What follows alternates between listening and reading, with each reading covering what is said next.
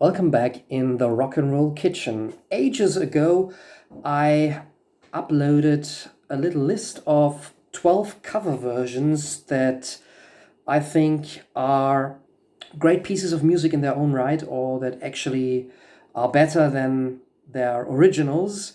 And that whole thing made me rethink my attitude towards cover versions a little bit, because usually I tend to think that cover versions are a bit boring, or, a bit lacking creativity.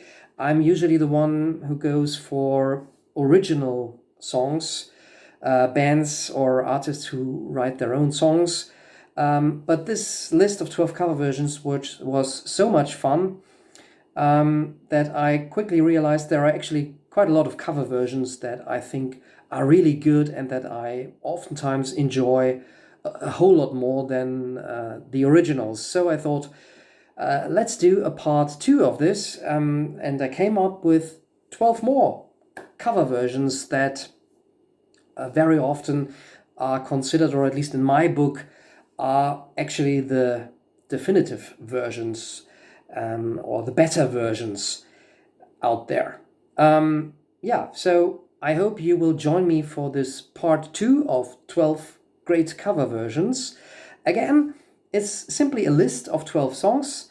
They come in no particular order. It's not a ranking or a top 12 cover versions of all times.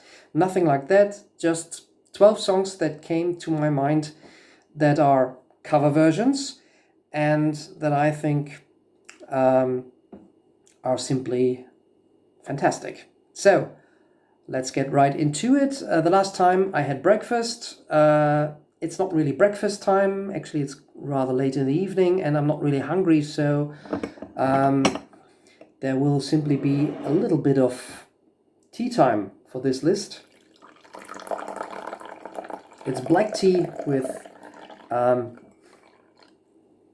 bit of a vanilla flavor, just for those who would like to know. Okay, let's start with song number 1. And the first one already is an absolute classic, released in 1968. The original, the first recording of the song I'm thinking of, was produced in 1966. However, that first recorded version was released as the third version of this song. And in looking into this list, I was actually quite astounded to find out how many versions of this particular song exist.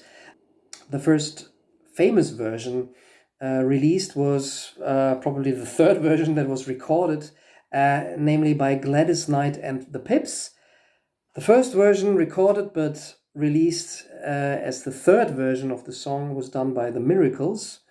And the version I am thinking of, the version that everybody knows, and probably a lot of listeners are not aware that it is actually a cover version, is the one by Marvin Gaye, released in, I think, early 1968. And the song, of course, is I Heard It Through the Grapevine, a soul classic about unfaithfulness, rumors, a relationship breaking up, classic soul material. Marvin Gaye's version is just a cover version, but it is the definitive version and the best known version of the song. Later on, the song was also covered in a more kind of lengthy jam rock version by Creedence Clearwater Revival, I think in 1970. Also a version that a lot of rock fans like. But to me, nothing really comes close to the version recorded and released by Marvin Gaye. Also, I think the commercially most successful version of this song. I Heard It Through the Grapevine. It took me by surprise, I must say, when I found out yesterday. Don't you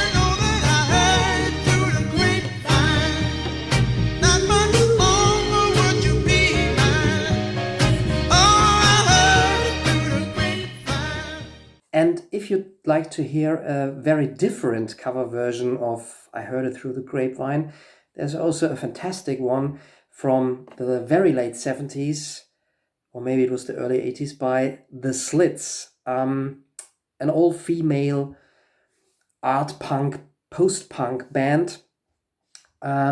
It's nothing like the soul versions of I Heard It Through the Grapevine, but it has, I think, an entrancing, almost hypnotizing groove, and that's also a really worthwhile cover version to check out. The next song on my list is also one from the late 60s, a song written originally for a guy called Billy Joe Royal, who was, I think, a sort of pop country, pop rock singer who released this song as a single in 1967. Didn't do a lot. Then it was also covered by a rather obscure Australian band. And then in 1968 by another rather obscure English band called Deep Purple.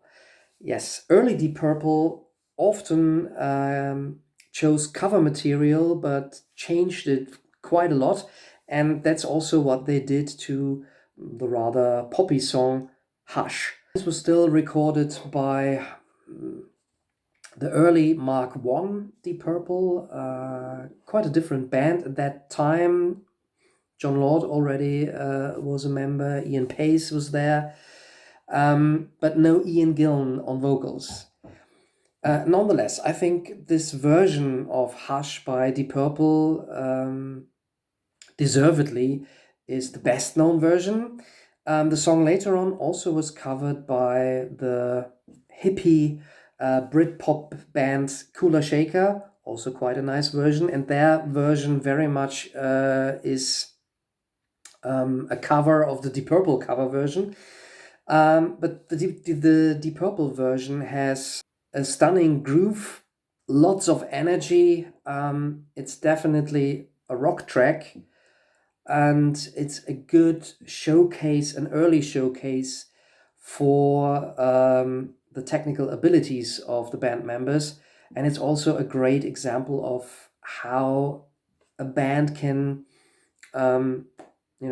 choose rather maybe obscure or left field material, in this case, a more or less unknown pop song, and make it into something a whole lot more.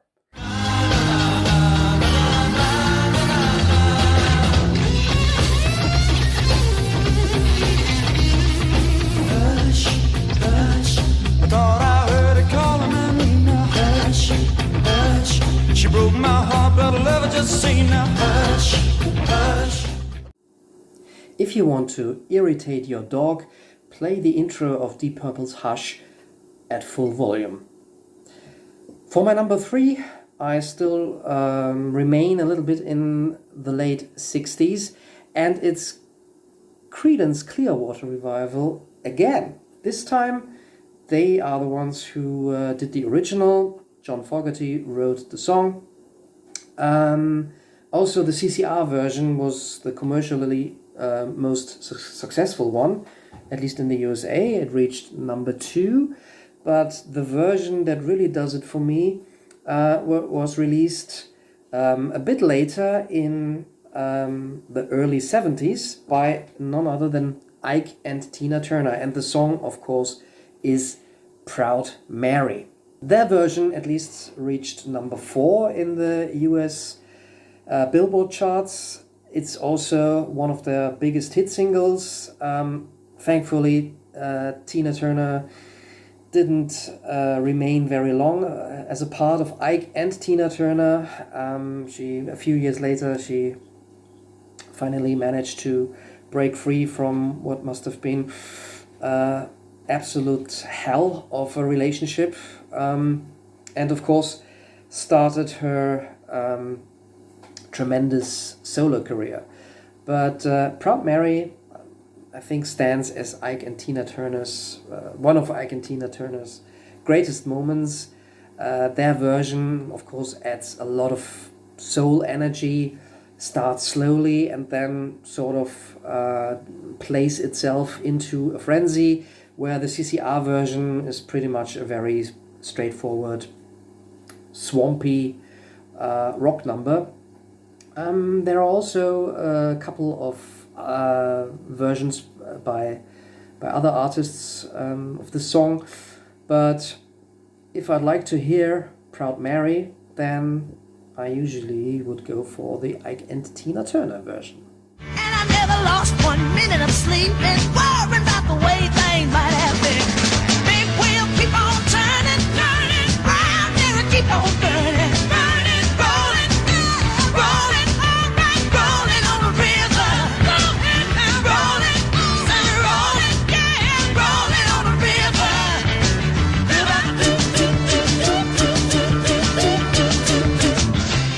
Maybe let's move on to more orchestral pop, really sort of widescreen, epic, Broadway-style pop music. The singer-songwriter Jimmy Webb was asked to come up with a multi-part suite, or at least a rather sophisticated orchestral pop song for the band The Association, a great 60s vocal pop group. And he did as he was asked and delivered a really bizarre track called MacArthur Park. Musically very ambitious, some might say over the top, and lyrically definitely quite strange. Quite a lot of strange symbolism going on in the lyrics, or maybe they are just bad lyrics, about, I think, the breakup of a relationship. Anyways, so this was really firing all the guns in terms of over-the-top orchestral pop music with some progressive ideas. The Association, or their producer, refused to record the song, and so Webb gave it to Richard Harris, who not only was a famous actor, but also a part-time singer. And if you know this tune, it's probably quite befitting that this dramatic song also was to be interpreted by an actor, actually. Richard Harris's version is the original one, the first version to be released of MacArthur Park. It was very successful. It's almost bizarre how successful this song was. But to add bizarreness to an already bizarre track, in the late 70s, in 1978, Giorgio Moroder, the famous Italian-Austrian producer and also songwriter, who made a name and quite an impact in the disco scene and later on in electronic music, came up with the idea to take a 60s pop song and turn it into a disco cover.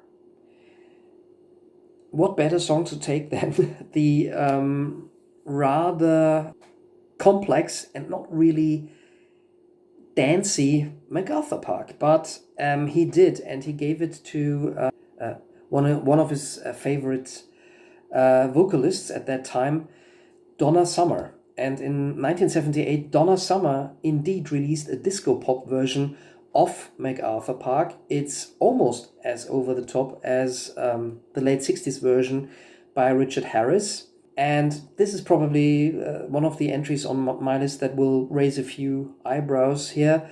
But I really enjoy the Donna Summer version of MacArthur Park. If you've never heard it, check it out. It's really fun. It has all the drama and the orchestral movements plus a disco break. And I never had that recipe again.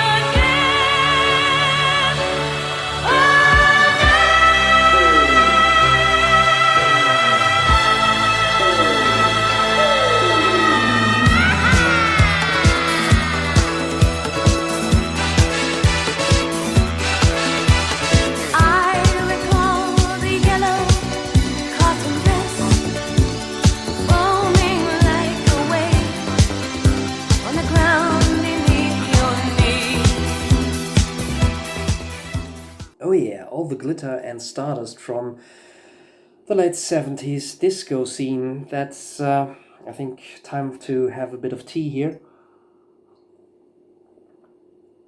Let's stay with famous names and move on to something completely different. A young singer-songwriter from New Jersey who sort of was seen as an updated version of Bob Dylan, maybe on his first album, Bruce Springsteen. He wrote a song called Blinded by the Light, which really was a bit of an ode to Bob Dylan. Also used a lot of unorthodox lyrics, a lot of words crammed into one song. Not necessarily what you would choose as a successful pop single, but it became a very successful single. In fact, it became a #1 hit, not for Bruce Springsteen, but for the South African or UK act Manfred Mann's Earth Band. Now, Manfred Mann had a career already, a pop career in the 60s as Manfred Mann, and then wanted to change things up, had a bit of a jazz rock phase, underground rock phase, and then decided to go sort of a little bit more progressive, but with commercial appeal, and that was Manfred Mann's Earth Band.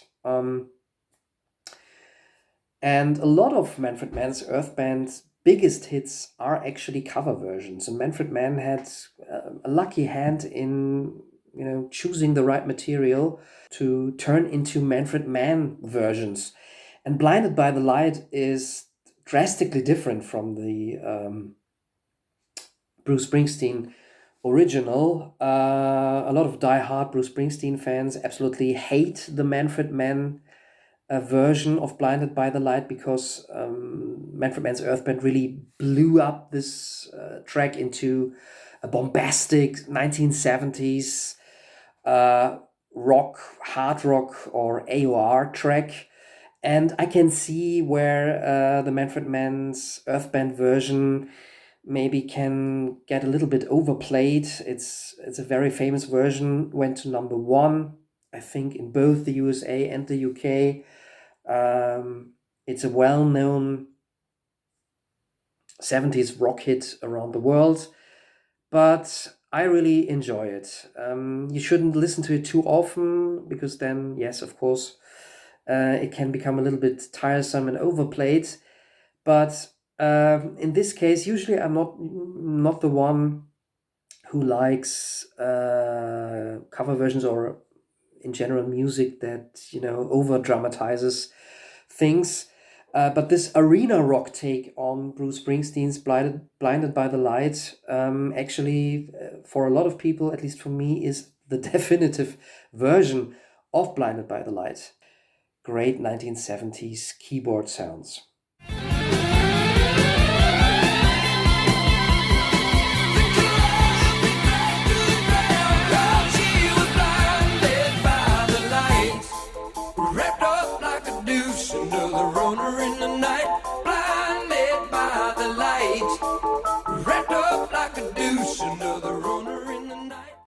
Right, I think we've arrived at #6 on my list.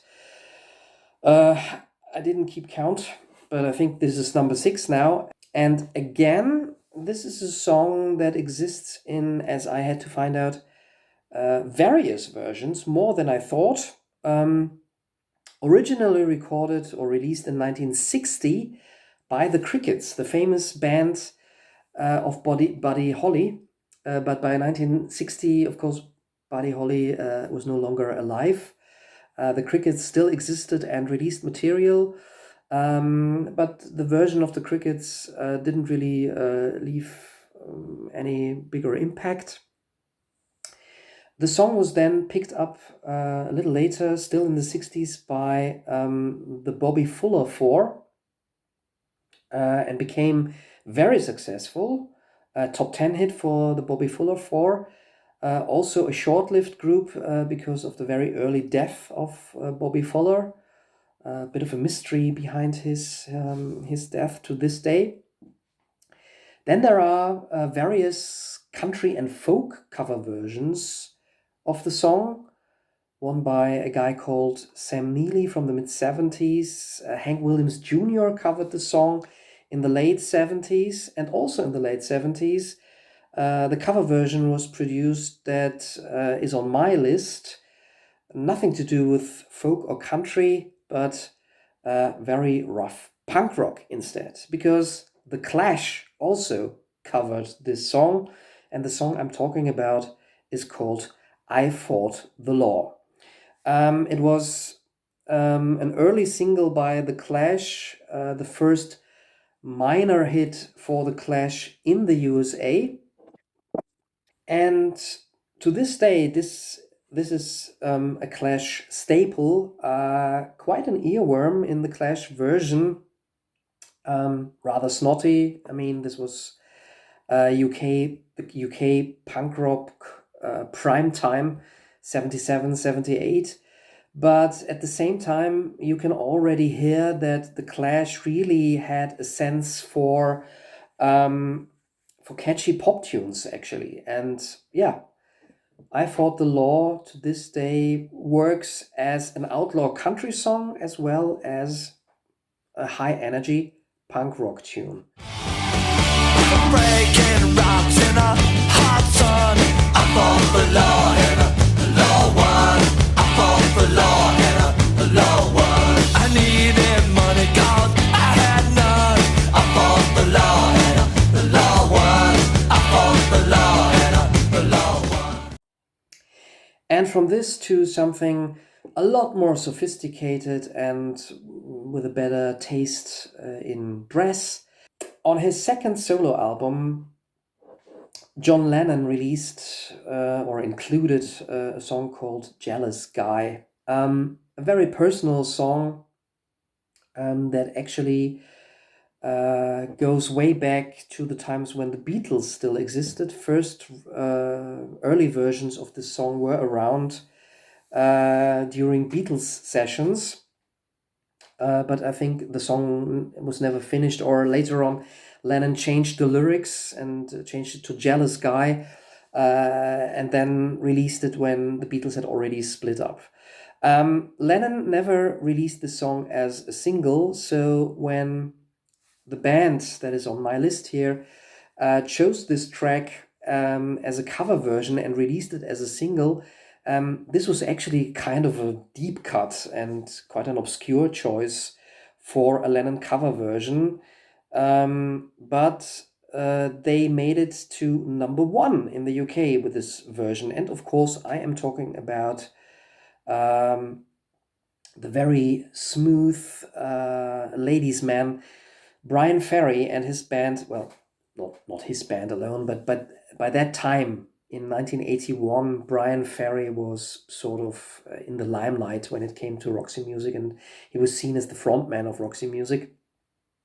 So Brian Ferry and Roxy Music. Roxy Music started out as a very chaotic, very daring band, actually, in the early to mid-70s.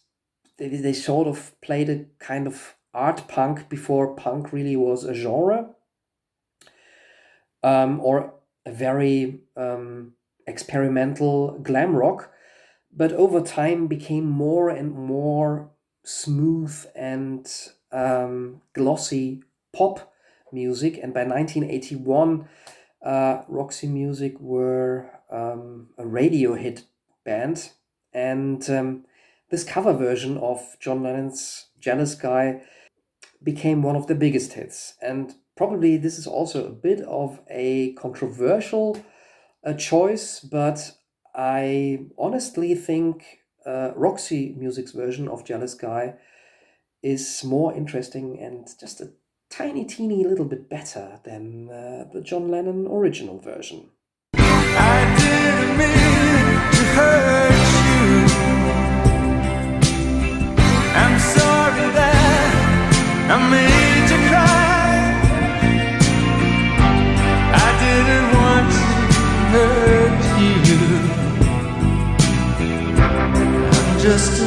satisfied.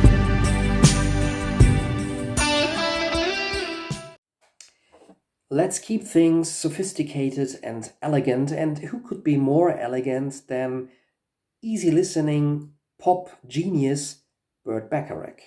And one of his most famous tracks or compositions, arguably, is the song Walk On By, written for, or at least interpreted by Dionne Warwick. That was the first version. Burt Bacharach liked to record his songs with Dionne Warwick as the singer.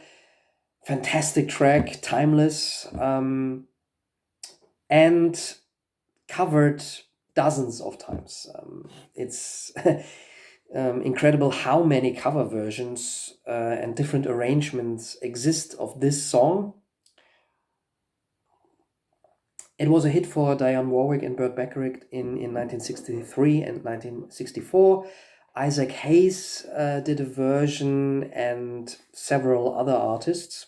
And then there's a version which again is probably from an unexpected corner.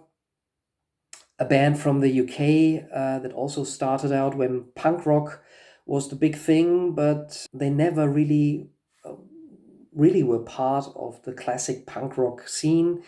Sometimes they even deliberately spoke against punk and also never classified themselves as a punk band.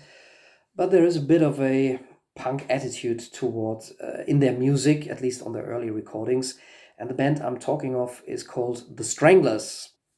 They started out as, well, yes, as a kind of punky art rock band, and I think they had were strongly influenced by the Doors on their first albums.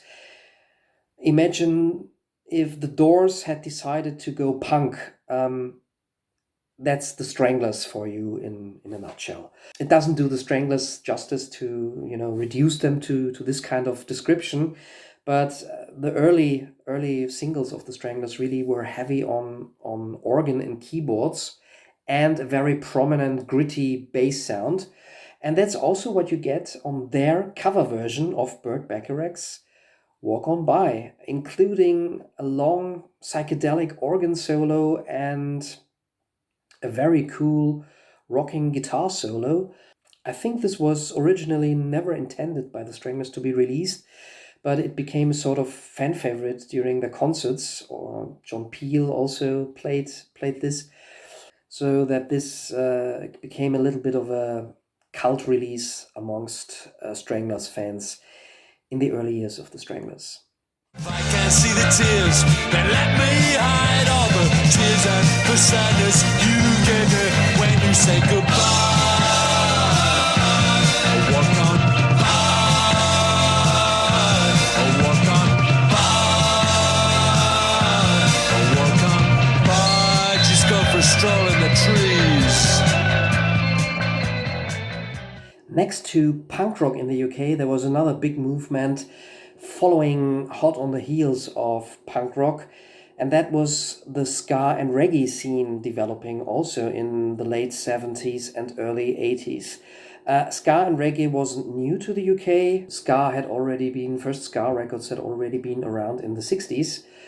But in the late 70s, there was a whole movement listening to ska music coming from different angles. Of course, Caribbean immigrants in the UK.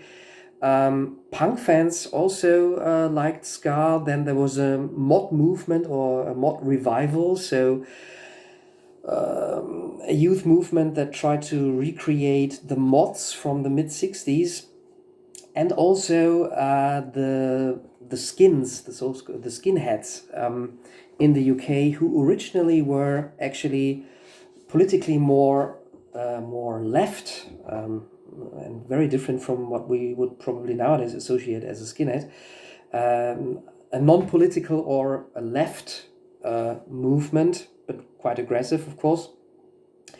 And Skinheads had also their own music scene, and that also included a lot of ska and reggae. The famous Two Tone label was founded and had its great commercial height in the late 70s and in the early 80s. And this was now a very long introduction to come to the cover version I'd like to talk about as my number 9 on the list.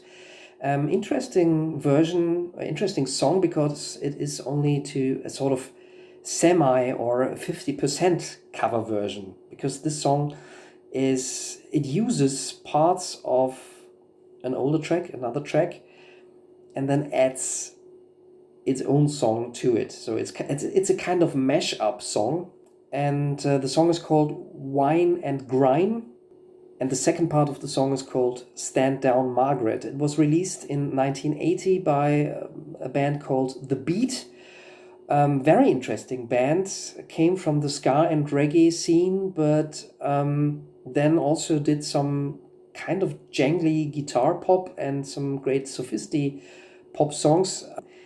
If you want to find out more about The Beat, check out their first 2 albums. The first one is very straightforward ska reggae, and the second one adds a lot of interesting pop material to the mix. Great album, actually. The song Wine and Grime originally was released by Prince Buster, a hero in the ska scene, and The Beat took this song and added another song to it, or at least different lyrics, calling for Margaret Thatcher to resign, Stand Down Margaret. And this single was released in 1980, or rather I think it was a B-side to another single. Caused a bit of a stir in the UK, quite a political track, but also a great early 80s reggae song. The Beat, Wine and Grime, Stand Down Margaret. I see no joy, I see only sorrow. I see no chance of your bright new tomorrow. So stand down, Margaret, stand down, please stand down, Margaret. I say stand down, Margaret, stand down, please stand down, Margaret. I need more tea from all the talking. Also, my number 10 is rather political as a song. Which is not surprising, because it was written by young Bob Dylan and released for the first time on his 3rd album, probably one of his most political albums, The Times They Are A-Changing. At that time, Dylan was a sort of dyed-in-the-wool, straight protest singer-songwriter. And again, I was really surprised when I did research for my list here, how many versions of this song exist. Nina Simone did a cover version, The Pretty Things did a cover version, Nazareth did a cover version. Nazareth keep cropping up in these cover versions lists, but this time they are not the bands that I mean for my number 10. Even the Hootie and the Blowfish did a cover version, apparently, which I haven't heard. I guess I haven't missed much. And in the late 80s, the Neville Brothers did a cover version of this song.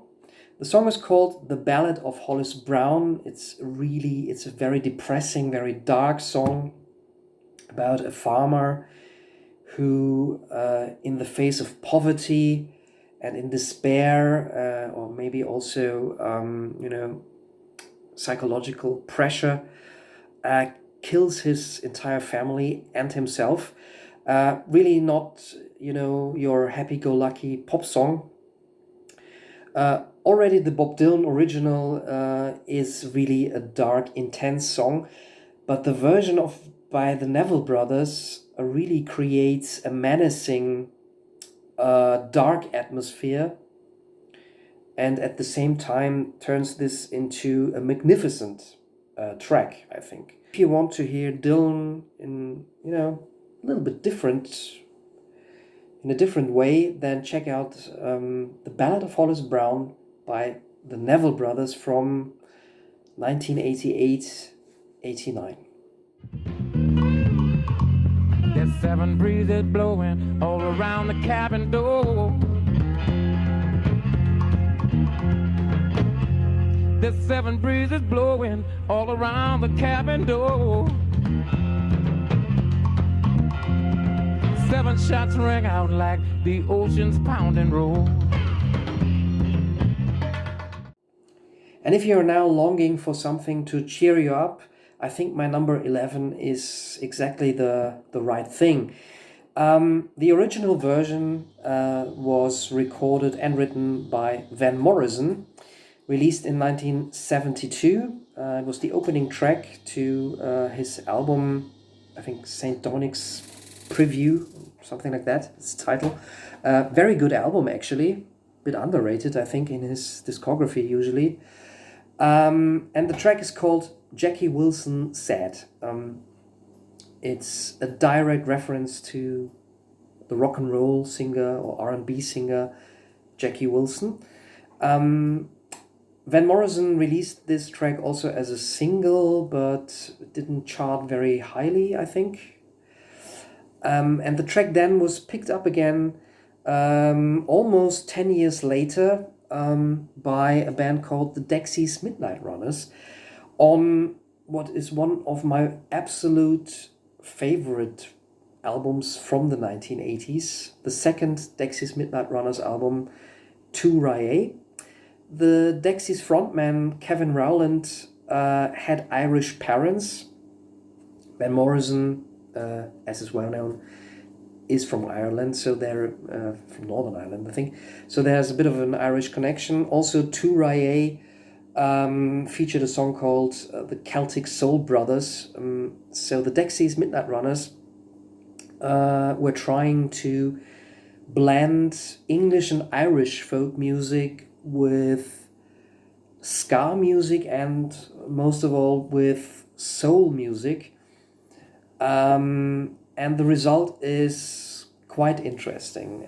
It's actually, I think, a very sad thing that the Dexys Midnight Runners, at least outside of the UK, are usually only known or remembered for their huge #1 single, Come On Eileen. Nothing wrong with the song. I think it's a perfect pop song. But if you look into their discography, the Dexys Midnight Runners have a lot of fantastic material that ought to be discovered. If you never heard of them, or if you always have put them aside as that, one-hit wonder, please listen to more of Dexys Midnight Runners. Especially their first 2 albums, I think, are practically flawless. And to come back to Jackie Wilson Said, that was on their second album, which also features Come On Eileen. And it was quite a hit for the Dexys Midnight Runners, at least in the UK. I think it reached number 4 or number 5. I also remember hearing this on German radio, so it was quite a popular track. A lot more successful than the original by Van Morrison. Both versions are great, but if you want to have some good time Celtic soul from the 80s, please listen to Dexys Midnight Runners' version of Jackie Wilson Said. It's great to sing along to.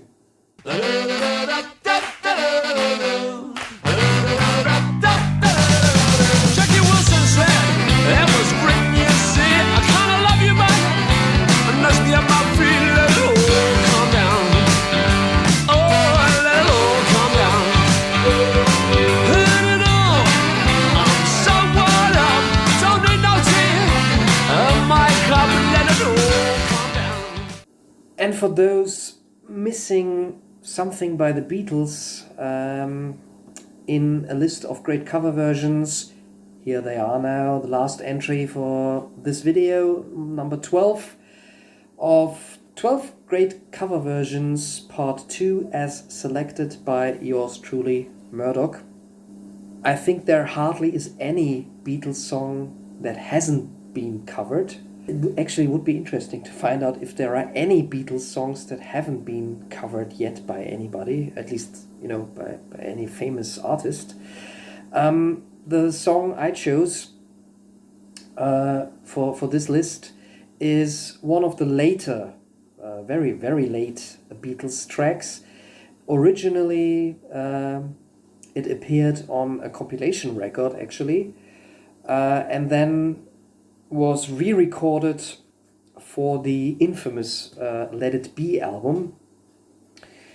It dates back to the very prolific and productive time of the Beatles in India, where they wrote tons of individual tracks. A lot of those songs ended up on the White Album, but not this one. It's a John Lennon song, quite an acoustic, a sort of psychedelic acoustic track. And of course you already know now which song I mean. It's Across the Universe. I think it's a very beautiful John Lennon ballad. A bit esoteric maybe, but I really like the song. It's very soothing, very beautiful. Several artists have covered this song. David Bowie, for example. But I have to admit, whenever David Bowie covers other artists, the result is often a bit shaky. I'm not a huge fan of David Bowie as an artist covering other artists. The Norwegian singer Aurora apparently has done a very celebrated version of Across the Universe. And in 1998, a very young Fiona Apple covered Across the Universe for a film soundtrack. I think it was for the film Pleasantville. And this is probably my favorite version of Across the Universe, next to the Beatles version. It's a very dreamy, almost tranquil indie pop version of Across the Universe, and Fiona Apple gives it her own character. Really outstanding version of Across the Universe, and I think this is a nice, relaxing end to my list of 12 great cover versions. Pools of sorrow, waves of joy are drifting through my open mind, possessing and caressing me.